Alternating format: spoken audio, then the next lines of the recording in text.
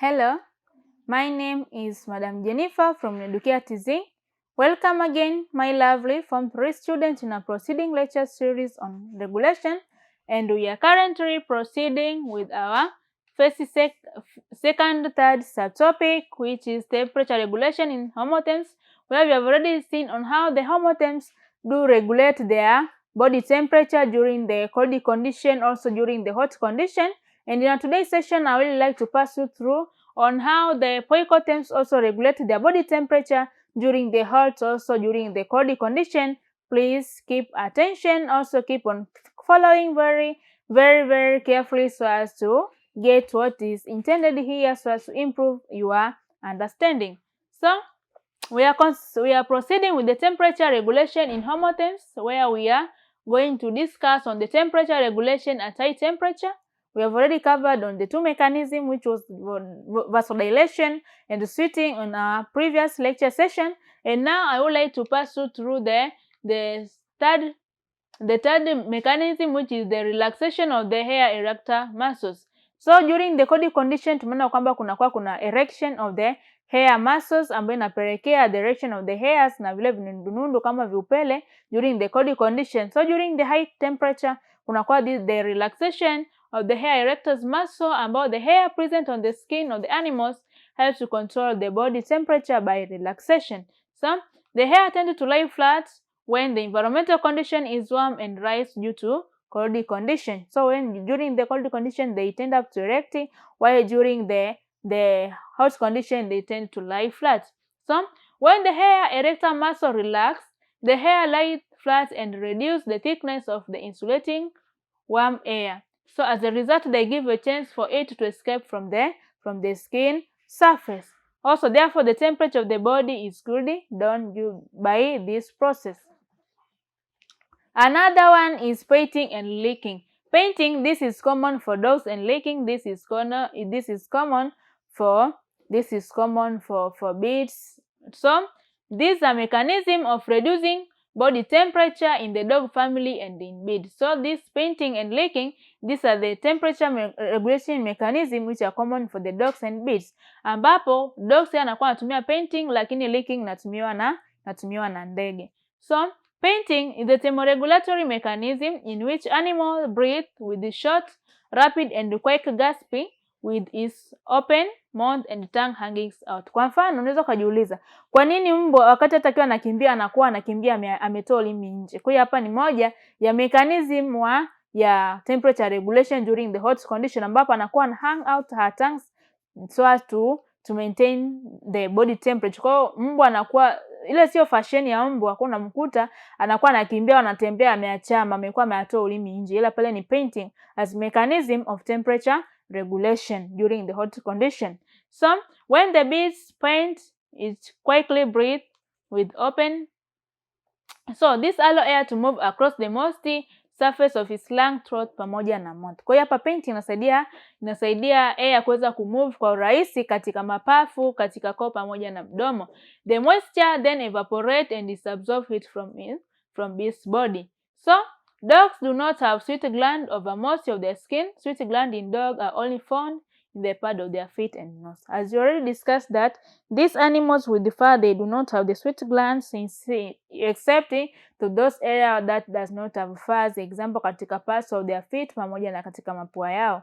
So during the painting, dogs hangs out his tongue and water evaporate from the surface of the tongues and the nose. So that is how the dog tend up to cool up their body temperature during the warm condition. So as a result, temperature of the body is cooled. Opening the mouth provide large surface area for heat loss in these mammals, and some animals lick their bodies deposit saliva onto their body surface. Kwa mfano katika licking, unaweza kumuona katika licking, mfano mzuri paka unamkuta anatoa kama mate katika mdomo wake, alafu anakuwa kama anapaka hivi sikioni. So that is licking. Kwa hapa ni mechanism ya temperature regulation during the warm condition. So licking is a process in which animal passes their tongue over its body surface. Tunaona kama anajilamba lamba. So this provide a means of evaporative cooling. So Leaking is common for organisms that do not have sweat gland. Instead, they make use of their saliva to cool their bodies. Example, rabbit, for example, licking their front legs and chest. Also, cats lick their front paw and spread saliva across the hair. So ile pamba unaona paka anakuwa kama anatumia these fur limbs katika kuchukua mate na kuweza kuanza kama paka sikioni, ile pale ni licking. Au pale ambapo ushamwona hata kama rabbit anakuwa anajilamba anakutumia ulimi wake, so ile pale ni cooling process. Nyingine ni body extremities. The body extremities hapa ni external body parts of organism such as limbs, ears, cell, genitalia pamoja na antenna. So these are the external body parts kama hizo ambazo tunaita ni body extremities. So how these body extremities zenyewe zinatumika katika regulation or maintenance of the body temperature, internal body temperature during the warm condition. So animal in warm climates usually have large extremities such as ear na pamoja na bushy tail. Kwa wale animals ambao katika mazingira yenye joto kali wanakuwa na large extremities, this structure, kwa mfano kama mikia yenye manyoya mengi pamoja na masikio makubwa, wengine na hizi hapa pads zenyewe inakuwa ni pana. So they are well supplied with the blood vessels and covered by relatively short hairs, making them good radiator of heat. So generally animals that live in hot temperature condition have less subcutaneous fat. Subcutaneous fat kazi yake ni katika conservation of the body temperature, kwa sana kwa wale ambao katika cold condition wanakuwa na this subcutaneous fat. So these animals in warm temperate region, they have this thin subcutaneous fat as mechanism to allow their easy heat loss. So this feature helps to reduce insulation and increase heat loss. So subcutaneous fat protect muscles and bones to insulate the body of organism. In some animals such as camel and some breed of cattle, fat is localized into the hump. Nyingine ni behavioral mechanism. Many animals regulate their body temperature by using different behavioral mechanisms. Animals such as mice, rodents and birds avoid the hottest time of day by being nocturnal. Kwa hapa behavioral mechanism, kwa mfano kuna baadhi ya organism, kwa mfano kama kuna jua kali, wengine wanatoka wanaenda kivulini. Ile hapa ni behavioral mechanism. Kwa vile kwa animals, kwa mfano kama akina birds wenyewe during the day ambapo kuna high temperature wanakuwa nocturnal. Nocturnal ni ile condition ambapo organism anakuwa hawezi kuona, so wenyewe wanakuwa ni active only during the night, lakini during the day wanakuwa ni inactive, so the metabolic activity cannot take place. So nocturnal behavior is the tendency of animal to be active during the night and inactive during the day. So that was all about the temperature regulation on the home items ambayo tunaweza kuangalia katika cold pamoja na katika warm temperature. So I would like to pass you through this third subtopic ambapo sasa naenda kuangalia the temperature condition regulation for Poicothems or ectoderms organism or ectoderms, as we already discussed katika second subsection. So the Poicothems do not have physiological mechanism to regulate their body temperature. Poicothems, these are the organisms which their body temperature tend to fluctuate with that of the external or that of the surrounding environment, meaning that if there will be the increase in body temperature, also their body temperature will increase the same that of the surrounding environment. While if the temperature will decrease, their body temperature also will be the same as that of the low temperature of the surrounding. So these organisms, they do face a lot of psychological disadvantage on regulating their body temperature, especially during the cold condition, because their metabolic activity, they rely on the external metabolic activities. Why so? During the cold condition, meaning that the metabolic activity also become low. So these organisms, they can be deprived of food, also they can die. Vile they can die from the overfreezing, because if the temperature is too cold na vile wana mechanism ya kuweza ku rise up their body temperature, hii inaweza kusababisha matatizo makubwa sana katika their body tissue, inaweza kupelekea even death. So when the environmental temperature falls, their body lose temperature to the environment. This is a result into the fall of their body temperature.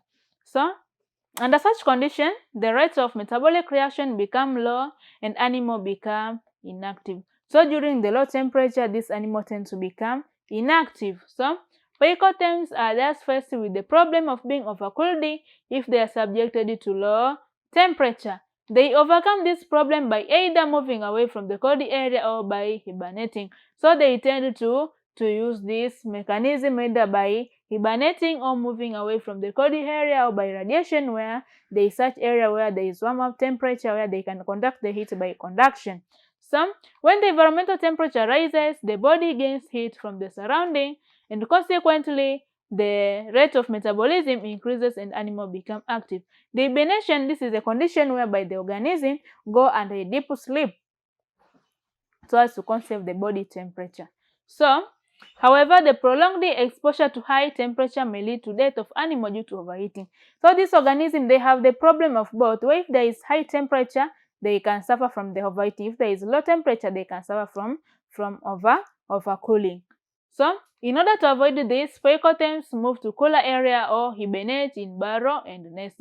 So, this animal, they do have this behavioral adaptation so as to conserve their body temperature by shifting either from the cold to warm area or from warm to cold area, also by hibernating into the burrows or to stay in the nest. So, most adjustment of the body temperature in poicothems are by behavioral means, which include sunbasking, where they tend to conduct the heat, where they tend to stay in the warm rock. Example, snakes, crocodile during the day, they tend to occupy the rock where they can conduct the heat to their body through the conduction. Also, there is this huddling. This means the process of staying into groups. Also, hibernation, which involve the going under the deep sleep. Also, there is this activation, migration, as well as burrowing, where they tend to stay at the burrows. So, the first one is sunbasking. Sunbasking kwa mfano kama kuota moto, kuota joto. Sana sana katika miamba unaweza kukuta mijusi wamekaa katika miamba kwa ajili ya kuweza kuota joto. So that is a mechanism of gaining heat, especially of losing heat during the warm temperature. So, ectotherm animal may use radiant heat from the environment to warm up their bodies. Sunbasking is common means of warming up using the sun ray. So, when during the cold condition, they tend to occupy the warm rock where they tend to conduct the heat through their body by conduction so as to warm up their body. Also, the reptile and some amphibia bask in the sun with their body spread out to increase the surface heat of absorption. So, when it is too hot, they hide in the shade or in water bodies to allow the body to cool, or other tend to hibernate or stay in burrows. So, another is hibernation and migration. During the winter, some animals undergo a period of long deep sleep. This state of dormancy is called hibernation. So at this condition, they tend to become inactive. So, hibernation is a state where animals greatly reduce into metabolic activity and slow the heart rate for the purpose of conserving the heat. So, this enables to survive in cold condition, consuming much energy. During this time, metabolic energy can be reduced by 20 to 98%. As a result, animals reduce the food and oxygen utilization during the hibernation because it became inactive, meaning that they reduce the metabolic activity. Also, the consumption or utilization of the food become lower. Also, the oxygen utilization also become lower, because once the oxygen will be utilized in maximum, meaning that the metabolic rate also will increases. So, animal with no suitable insulator such as fur or fat cannot hibernate. So, this hibernation is only common for those organisms with furs or fat deposit. Also, they avoid extreme low temperature by migrating to the warmer places. So, in case if there is low temperature, they tend to migrate or to move to the area where there is warm temperature. Also, the another mechanism is aestivation. Aestivation, this is a form of hibernation during hot condition when animals go into the state of dormancy to reduce the body metabolic activity. So, during the high temperature, the organism tend to undergo the aestivation, right? The hibernation, this is common during the cold condition. So, during the hot and dry condition, some animals hide in nests or burrows. So, they tend to hide in the burrows so as to conserve their body temperature during the high temperature. So, their body metabolism slow down and animals become inactive during the aestivation. So, this poicotherium katika low temperature wanatumia hibernation, lakini katika high temperature wanatumia aestivation. Don't confuse. You can be told to differentiate between the hibernation pamoja na aestivation. So, they also protect themselves from high temperature by nesting in shade or cool place. Vile vile na this behavioral mechanism ambao kesi kama kuna temperature kubwa nyingi, kuna temperature sana inaweza ka move katika sehemu ambayo kuna kivuli au sehemu zenye baridi, kama mfano wengine wanaenda katika maji. Vile vile this resting stage enable them to survive in hot and dry environment condition. Another mechanism is huddling ambayo yenyewe inakuwa wanakaa katika makundi. Example, kuna baadhi ya ndege kama kina peacock, there are some reptiles. So huddling is mutualistic gathering or crowding together of animal in close mass. So when the organism stay together or gathering pamoja, vile hata kwa binadamu kama kuna baadhi sana unakuta watu wamekaa kwa pamoja, that's mechanism inasaidia katika ile conservation of heat na prevent the heat loss. So huddling, this is a body contact increase the body temperature. So sana during the cold condition. In cold temperature, animals are usually active during the day and huddle together during the night. Huddling of individual is also another common way of reducing heat loss. Some animals are also able to crowd together in a tightly packed group to keep them warm and reduce heat loss, and that will occur when animal is exposed to cold open air. So this is also the mechanism which involves the staying into a group or holding together so as to increase the temperature production or conservation during the cold condition. So now what are the advantages and disadvantages of the poicothems? The poicothems, we have already seen that it's organism which their body temperature fluctuates with that of the environmental temperature. So what is the advantages? So they have low food consumption because this organism, they have the low food consumption because their body temperature depends on that of the environment. So they tend to have low metabolic rates because they cannot produce they do not have ability to produce or to generate their body or their metabolic heat internally. Also, they are able to modify their behavioral pattern to regulate their body temperature. For example, they are able to undergo hibernation. Vile vile wanaweza kuweza kumodify, hapa ni behavioral pattern kwa ajili ya kuweza conserve their body temperature. Kwa mfano, during the cold condition wana undergo hibernation na during the warm condition wana undergo starvation.